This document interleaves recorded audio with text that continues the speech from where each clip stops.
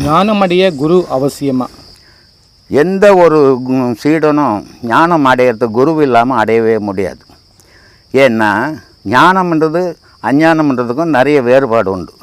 அஞ்ஞானம்ன்றது உலகத்தில் ஒருத்தரை பார்த்து ஒருத்தர் வாழ்ந்துன்னுக்கலாம்.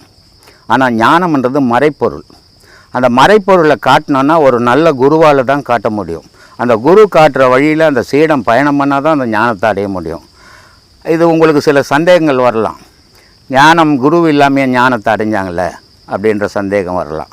இப்போ ரமண மகரிஷி 13 வயசில் ஒரு ஞானத்தை அடைஞ்சிடும். அவருக்கு குரு கிடையாது.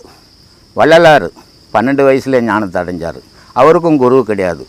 ஞான சம்பந்தர் 8 வயசுலேயே ஞானம் அடைஞ்சார். அவருக்கும் குரு கிடையாது.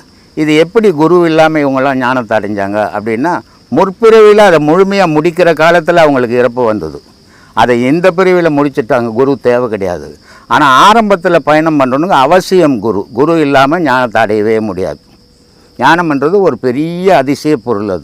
அது அடையணுன்னா உண்மையான குரு இருக்கணும். உண்மையான குரு கிட்ட போகணும். உண்மையான வழி தெரிஞ்சு அதில் பயணம் பண்ணால் ஞானத்தை அடையலாம்.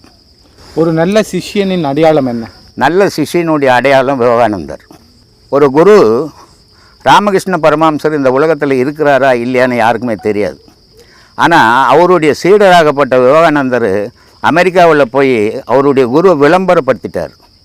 அதுக்கப்புறம்தான் அந்த சீடனால் தான் ஒரு குரு உலகத்துக்கு வெளிப்படணுமே தவிர, குருவே நான் குரு, நான் இது செய்தேன் அதை செய்தேன்னு சொன்னால் அவன் உதவாத குருவுன்னு அர்த்தம். ஒரு குருவினுடைய புகழை சீடர்கள் தான் பரப்பணுமே தவிர குரு சொல்லவே கூடாது.